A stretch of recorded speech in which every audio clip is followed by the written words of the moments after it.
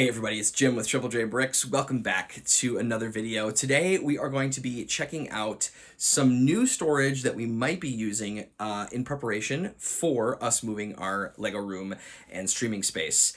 If you have not checked out the latest progress update of the construction of the Lego room, that will be linked somewhere up in here. Be sure to check that out. Getting very excited. It's getting really close, so I'm looking forward to it. And so in preparation for that, I want to take a look at some organization that I might want to change to in order to achieve what I want for the new space. And that is, can I, as much as possible, get every single Lego part organized by part type and by color within that part type. I don't know if it's possible for everything. There's a lot of Lego parts and we only have a limited space, but I want to take a look at something I'm going to be doing with, I think, our smaller pieces today. So let's take a look.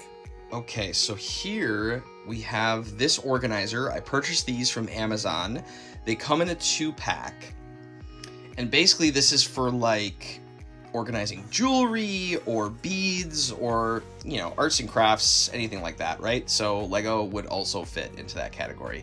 And so what I decided was I bought a couple of these, and what I did with them is I decided to sort out my studs. Basically what I did was I took my studs drawer and I just organized everything by color. Down here, I have every stud that has 2 or less mates, basically. So if I had 3 or more of a specific color, I would give it its own slot. Now, is that going to be effective in the future? That remains to be seen. But for now, this has worked, and that's what I come up with. So all of the remainders got stuck in this last little bin here. So I have done that since with our studs. I've done it with plates, all of our 1x1 plates, same type of organizational system, all the colors. And then I did just very, very recently our tiles. Now tiles are more tricky because there's so many different shapes of tiles, right? You have the quarter round, you have the circular, the square, and then you have the sort of like, I don't even know what they're called, the U-shaped tiles. So I kind of went in order as best as I could with this, but I had quite a bit of different types of tiles, and adding in the shapes kind of added another layer to it. So I ended up doing 2 of these bins with tiles, 1x1 tiles. And I started to do ones that had like designs on them. Those are glow in the dark ones, heart shaped. And then those are ones that have, again, less than 3 sort of partners to share a bin with. So I had room to grow in this one, but yeah, so I basically just started with the studs, and I just wanted to see how I felt about it. So I did the studs, and then I did the plates, and I really liked it. Everybody has a different way of doing it. Everybody's brain works a little bit differently. And so I think however you need to figure out how to store Lego and organize your Lego is best for you. And so all I want to do with this video is to maybe help some of you whose brains think the way that I do, be able to think through how to organize this stuff, and maybe it's helpful. I don't know, but this is what I'm thinking we might try. Again, because I'm so new at this could be, you know, in a month I could say this is a terrible, terrible idea and we have to pivot. But, you know, you got to give it a shot, right? You got to give it a try. To me, by doing this with some of the smaller parts that we maybe aren't going to be using a ton of at a single time, I don't think it's a huge issue, because these containers are pretty deep, right? But the reality is if I just need to pick out one, it's pretty easy to pull it up the side. I don't know. That's my thinking. I just don't think we're going to be doing that much of like, okay, I need, you know, however many of these in a single time. And the nice thing is, because they all have their own compartment, it's not like I have to really dig through to find the color that I need. They're all they're all with their color. The only time I need to do that is maybe here in sort of the access miscellaneous bin, but you know, we could always part that out further in the future. And the nice thing is that these separators come out, and you can actually, so you can take these out. They're actually really easy to snap off right about here.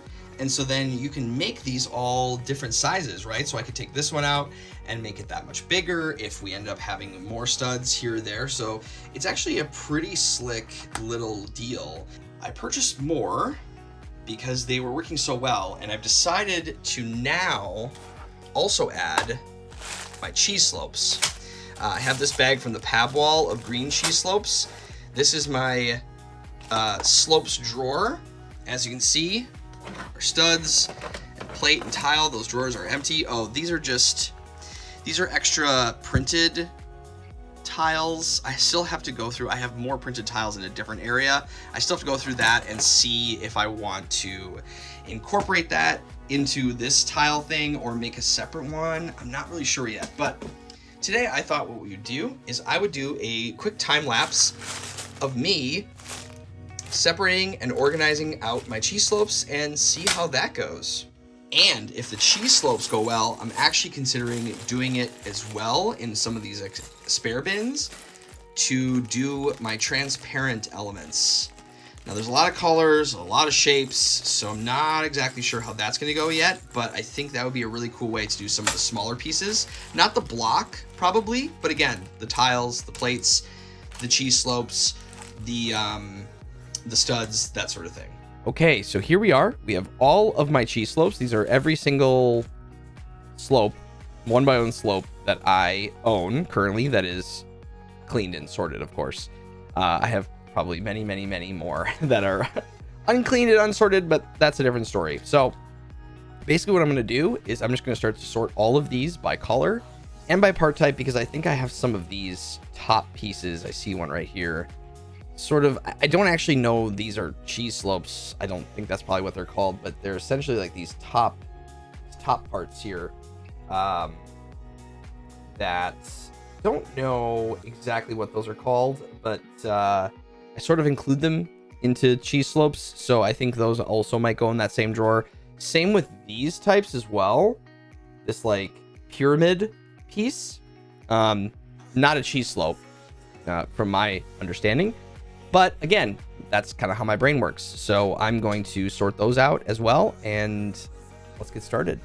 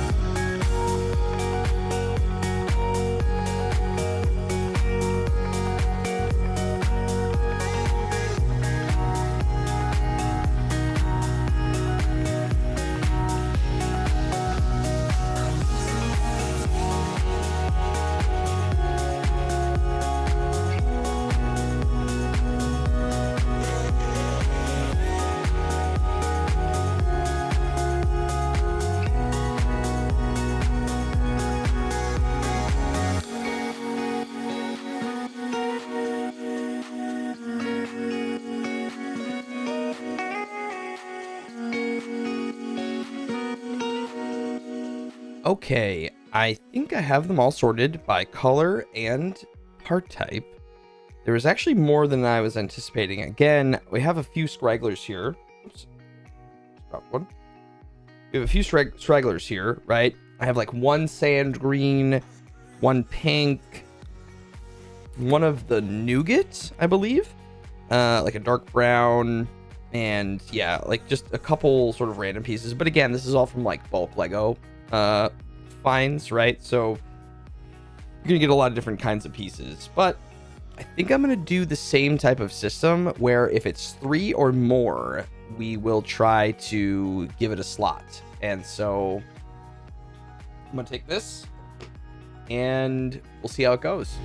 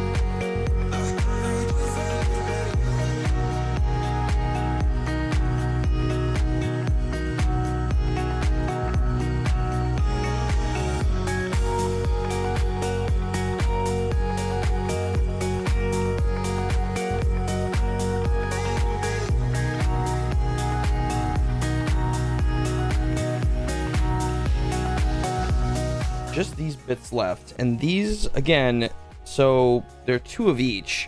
Now what I could do, and what I also did in the tile organizer, is there were a couple of colors that had 2 that I also gave a slot, that I made an exception for.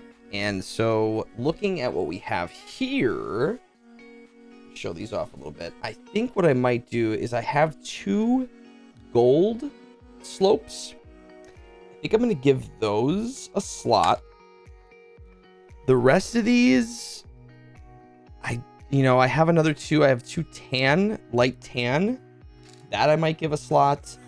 But I think the rest of these, like this darker orange color, I think the rest of these I'm going to just all kind of just toss into this right side, and then we have a little bit of room for growth. There's obviously a ton of the green.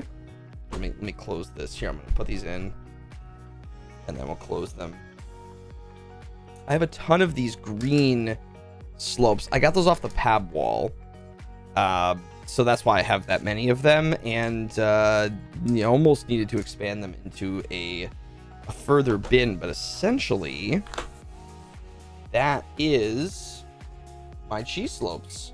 If I get more of these green, I can always move the orange. Like, obviously I'm trying to sort of color code them in a pleasing way, but the reality is that if there's a color I'm looking for, I'll be able to find it in this tiny organizer, regardless of whether or not it looks like it's in some sort of like rainbow order, I guess. You know what I'm saying? But I try to do as best as I can just for visual purposes. But there we go. All right, everybody, I think that's going to do it for this video. Thank you so much for watching.